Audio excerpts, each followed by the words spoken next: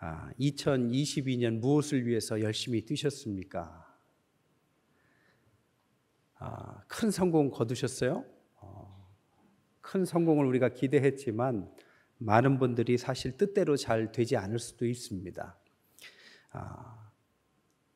그 중에 많은 이유 중에 하나가 우리 인생의 순서가 잘못되어 있을 수도 있다는 것을 우리가 한 번쯤은 생각해 봐야 합니다. 19살부터 39살까지 크리스찬들을 대상으로 교회를 다니고 있는 크리스찬을 대상으로 설문조사를 해봤습니다. 그랬더니 삶의 최고의 가치를 어디에 두고 있느냐 했더니 92%가 돈에 두고 있다. 자살에 대해서 어떻게 생각하느냐 했더니 그 크리스찬들이 27%나 나도 신앙인이지만 때로는 자살에 대해서 심각하게 고민한 적이 있다라고 말했습니다. 신앙이 얼마나 삶에 힘을 주는가 물어봤더니 47%가 믿어도 삶에 전혀 힘을 주지 못하고 있다 이렇게 말했습니다. 성경대로 살면 어떨 것 같냐 그랬더니 성공하면 살 수 없을 것 같다를 40%의 사람들이 말했습니다. 그럼 신앙의 이유가 뭐냐? 그랬더니 33%가 영생 때문에, 그리고 47%가 습관 때문에 신앙하고 있다라고 말했다고 합니다. 이렇게 말할 수 있다면 신앙의 기초가 아주 부실한 거죠. 그죠? 오늘날에 여러 문제가 있지만 우리가 왜 우리답지 못한가? 사실은 기초가 흔들리고 있는지도 모릅니다.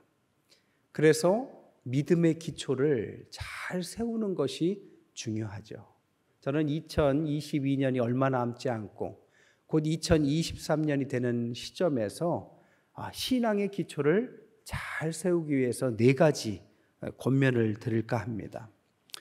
오늘 본문은 사도 바울이 기독교를 핍박하다가 회심하고 나서 자신의 고향으로 돌아갑니다. 그리고 나서 아라비아 광야에서 수년간 집거하다가 이제 고백한 본문이 오늘 본문입니다. 뭐라고 했느냐? 내가 지금 이렇게 나된 것은 하나님의 은혜로다.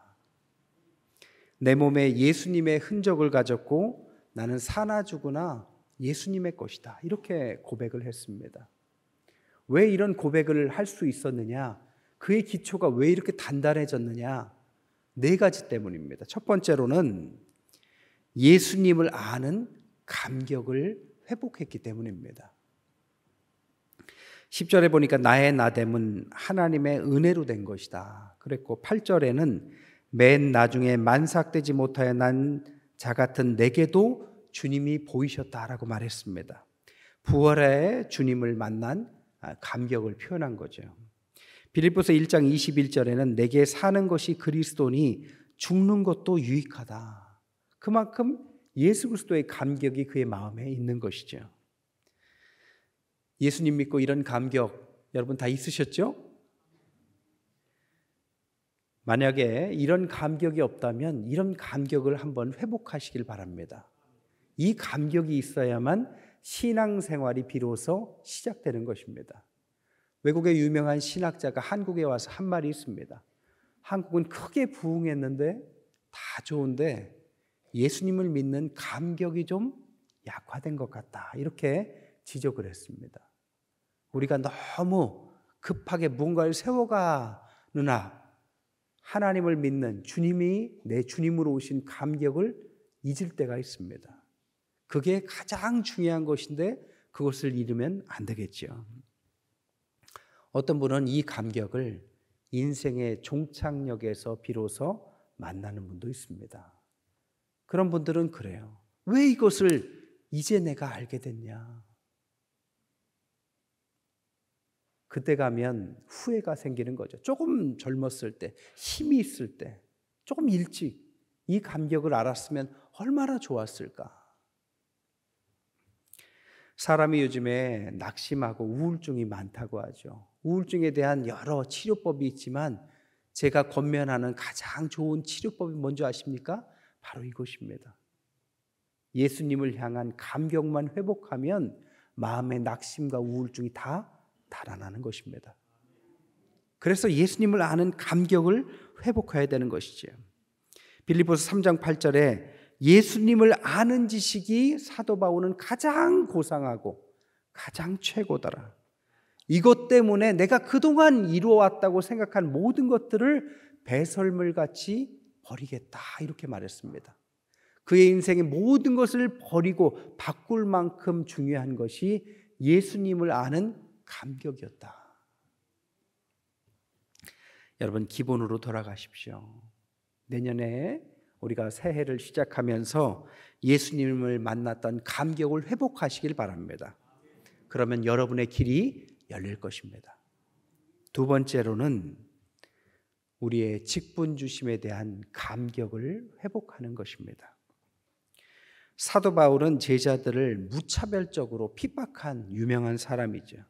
그런데 그가 회심하자 그가 바로 사도가 되었습니다. 부활을 그가 전하는 자가 됐죠.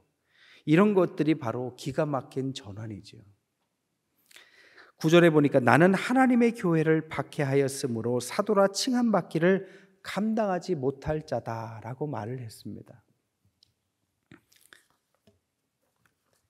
그가 말하기를 내가 어떻게 이런 사도의 직분을 받느냐, 떨려서 못 받겠다. 그 무게가 너무 크다. 직분에 대한 엄숙함이 그는 있었습니다. 그의 직분관을 보면 로마서 11장 13절에 내 직분을 영광스럽게 여긴다라고 말했고, 디모데전서 1장 12절에는 나를 충성되이 여겨 내게 직분을 맡기셨다, 이렇게 고백하고 있습니다. 여러분, 여러분에게 맡기신 직분, 그것에 대한 떨림과 무게를 느끼십니까? 너무 당연하고 너무 쉽게 생각하십니까? 여러분에게 주어진 직분이 누구나 받는 거라고 생각하고 계십니까? 여러분이 갖고 있는 그 직분에 대한 무게를 느껴야 됩니다. 그리고 떨림이 있어야 됩니다. 왜냐? 이 직분의 출처가 너무 엄숙하기 때문이죠. 갈라디아서 1장 1절에 보니까 사람에게서 난 것도 아니고 사람으로 말미암은 것도 아니고 오직 예수 그리스도와 그를 죽은 자 가운데서 살리신 하나님 아버지로 말미암았다 그랬습니다. 이것이 우리에게 주신 직분의 출처가 되는 거죠. 그것은 인간이 만든 것이 아닙니다. 저 위로부터 받은 것입니다. 하나님으로부터 주어진 것입니다. 그렇기 때문에 그것은 무거운 것이죠. 그러나 대부분 직분의 신성함을 대부분 모르고 있어요. 그 태도가 엉뚱한 경우가 많습니다. 직분이 꼭 계급처럼 생각하는 분도 있어요. 그리고 뭘 받았다 안 받았다 하면서 과시하는 분도 있습니다. 오히려 그 직분을 가지고 불편하게 하는 사람들도 있습니다. 교회를 어렵게 하는 사람들도 있어요. 그래서 사회가 우리 교회를 볼 때 점수를 많이 안 주기도 합니다. 직분을 수행하는 철학도 필요해요. 이 철학이 뭐냐? 로마서 12장 6절에 보니까 분수대로 해라, 이렇게 말합니다. 이 분수대로라는 뜻은 너무 과하게도 너무 무책임하게도 하지 말고 엄숙하고 진지하게 직분을 이어가라는 뜻입니다. 왜 직분이 주어지면 사람이 변하는 걸까요? 왜 직분이 주어질 시기에 교회가 더 안정되고 성장하는 것이 아니라 더 분란이 생기고, 왜 그런 문제가 생길까요?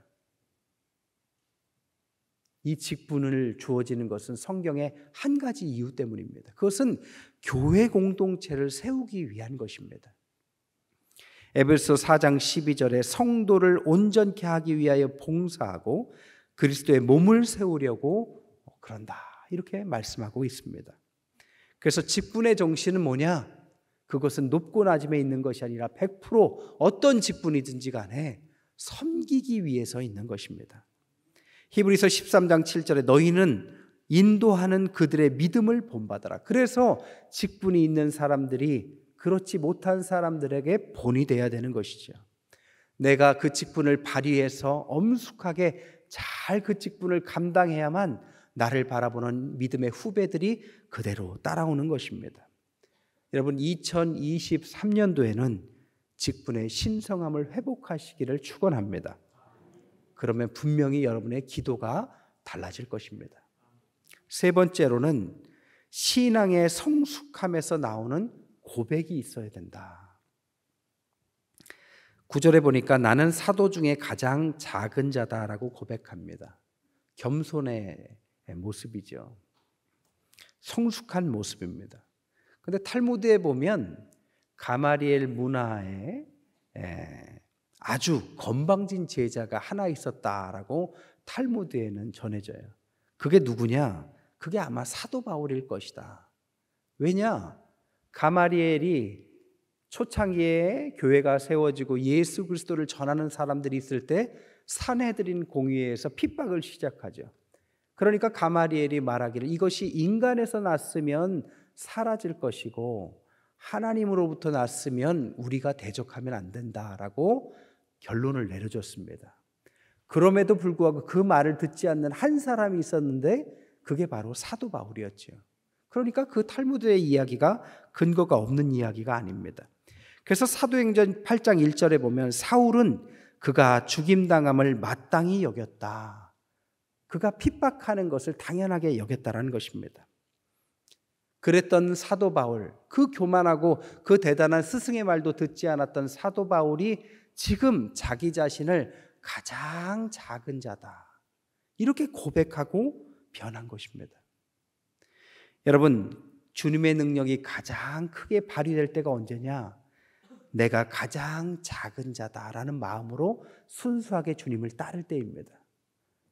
그럴 때 주님께서는 사도 바울에게 옥문을 여셨습니다. 가는 곳마다 병이 고쳐지고 가장 큰 역사가 다 이때 나타났죠. 그가 십자가의 도를 설교할 때도 가장 작은 자라는 고백을 할 때였습니다. 배가 파손되고 독사에 물리도 죽지 않았을 때도 다 이때였습니다. 신앙의 세계는 역설이 있는 것이죠. 신앙이 성숙해지면 신앙인들은 당연히 자기를 부인합니다. 그리고 자기를 축소시키기 시작합니다. 그리고 상대를 높여주기 시작합니다. 생각과 기준이 달라지고 섬기고 나누고 베푸는 사람으로 변하기 시작합니다. 자기 부정이 시작되는 거죠.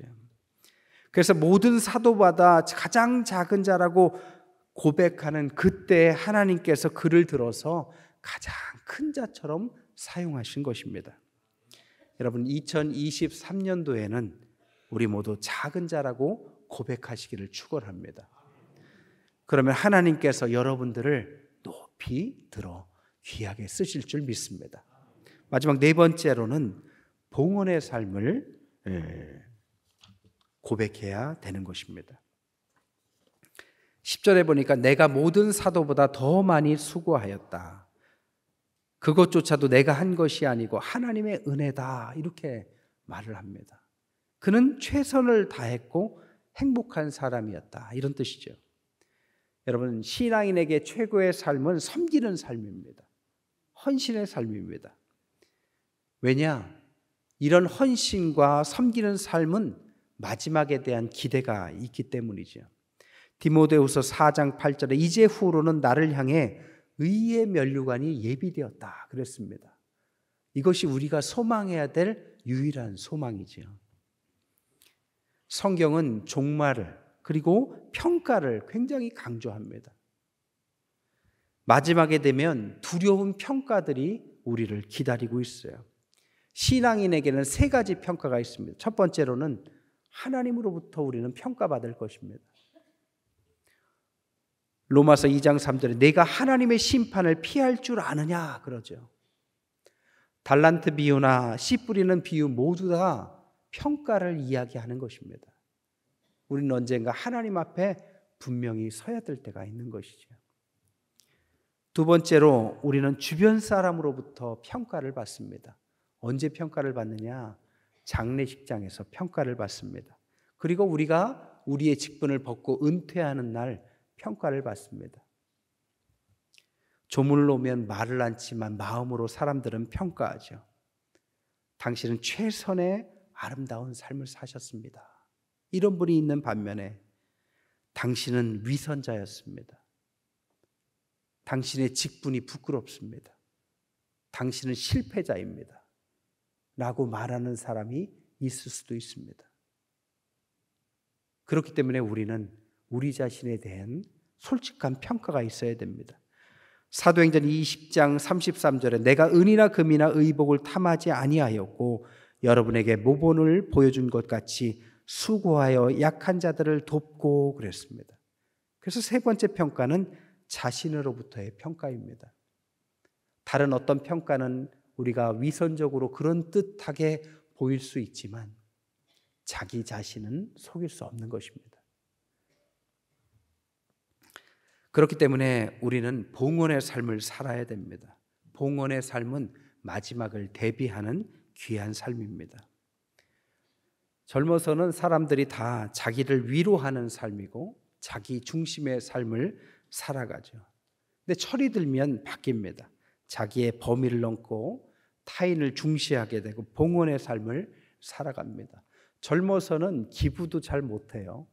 근데 나이가 드시면 이제 조금 나눌 줄 압니다. 그래서 나누는 삶으로 바뀌죠. 2020년도에 이혼율이 10%가 늘어나 10%나 됐다고 합니다.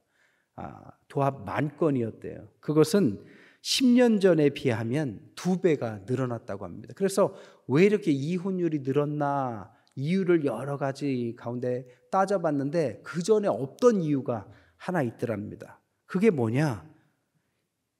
황혼이혼이라고 들어보셨어요? 사람이 중년쯤 되면 나 중심에서 이웃 중심으로 너 중심으로 넘어가는데 그것을 넘어가지 못한 사람들이 황혼이혼이 그렇게 많더라는 것입니다.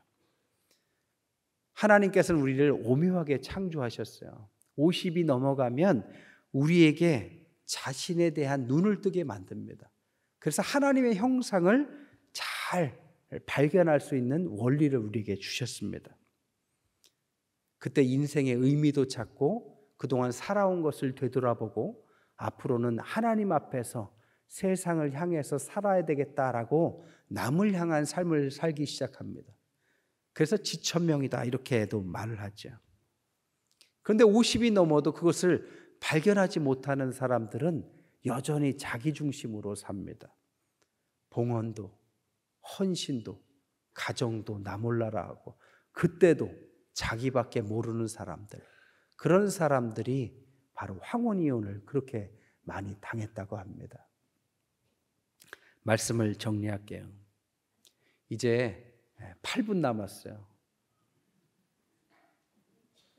2022년 우리가 어떻게 사셨습니까? 바쁘게 살아오니까 벌써 1년이 휙 지나가 버렸죠. 대나무는요, 높이 자라도 튼튼하다고 합니다. 근데 높이 자라도 튼튼한 이유가 뭐냐? 그냥 일반 나무처럼 쭉 자라는 게 아니라 중간중간에 매듭을 잘 짚고 올라가기 때문에 튼튼하다고 그래요. 이제 2022년이 이제 7분 남았습니다. 2022년에 여러분 자신을 한번 돌아보십시오. 예수님을 아는 감격을 회복하십시오. 주님 안에서 오늘 말씀드린 것들을 통하여 우리 자신을 돌아보시고 주 안에서 2022년을 잘 매듭 지으시고 2023년을 향해서 새로운 출발을 하시는 저와 여러분 되시기를 주님의 이름으로 간절히 축원드립니다.